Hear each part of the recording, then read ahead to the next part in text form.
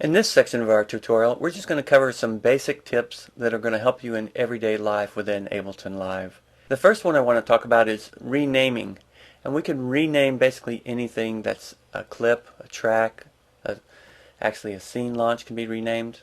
Let's start with scene 1. I'm going to click on it and select it and type Command R or Control R. We see the box comes up and now I can type, call this intro or whatever we might want. And when you're through, just simply press Enter. Let's come over to Electric Piano, click on its track name, Command R, and just type EL Piano for electric piano. Now if I want to continue naming tracks, all I have to do is press Tab. I'm just going to call this lead. And again, once I'm through naming, I press Enter and we're there. Now look at this clip. Its name is so long that I have to have extra width in the track. So I'm going to Command R that and call that ELP chords 1. I'm going to copy that, and now when I'm done, enter, come down and rename the next one, Command R. I'm just going to paste that name and change it to a 2. Click on the next track, Command R, paste it in, and name it 3. So now that I've done that, we can resize the track. Now this technique of resizing tracks is very helpful, especially if you've got a lot of tracks going. So all you have to do is simply click and hold on the right hand side. When you get it in the proper space, you'll see that bracket appear. Click and hold and just pull it in. And that gives us more space for more tracks. Another thing that's handy is to be able to resize them all at the same time. So go ahead and hold down Alternate while you do this, or Option, click and hold and pull it in. And we see that all tracks then resize. Now I've basically made them incredibly skinny. The purpose of this would be if I had very large numbers of tracks, I could make them all small except for the one I'm currently working on. So I'm just clicking and holding and resizing that one by itself. Another thing that happens when you have several tracks, I'm going to go ahead and make all these large intentionally, is that some of the tracks appear off the screen and the scroll bar will appear. So a lot of times when we work with Ableton Live in the beginning, we don't see the scroll bar because we're starting with smaller track counts. So I just want to point out about that. I'm going to hold now the Option and resize all these, and Alt.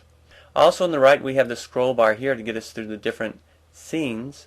Another tip is that I often find that when I start with 20, they get in my way. So I'm just going to click on 20, hold down Shift and click on 13 and press my Delete key.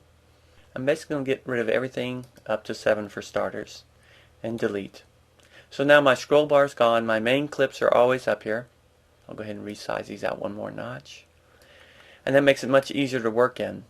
So we've got now the scene number down. You can insert scenes any way you want to now and create more later. But that's a great way to start. So we've seen the rename, the resizing, and scroll bar. The next thing I want to talk about is when we're working with a clip. Let's go ahead and work with this electric piano and play this clip. Bring my volume up.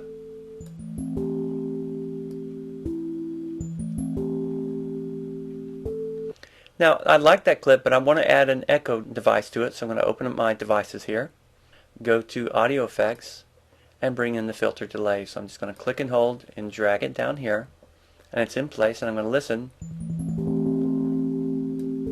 It's a bit much, so I'm going to pull back the volume.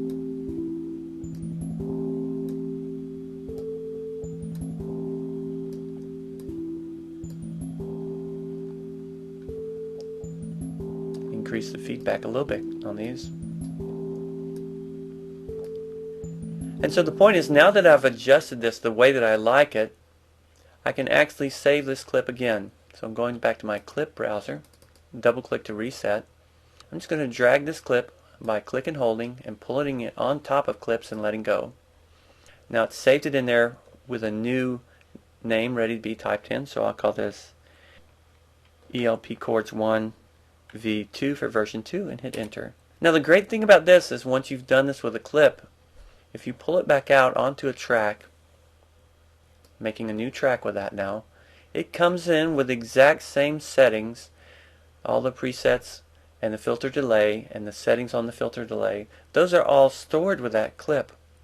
So bear that in mind as you work with a clip and you get a sound going just the way you like it by adding effects or MIDI effects, or just simply adjusting the parameters of the synthesizer that makes a sound. You can restore that clip in your clip browser. You can create your own folders in here, and then start storing your own library with everything fine-tuned the way you want it and stored with each clip. That's a very important one. Okay, so that's just a quick look at some primary tips that'll help you get going in Ableton Live.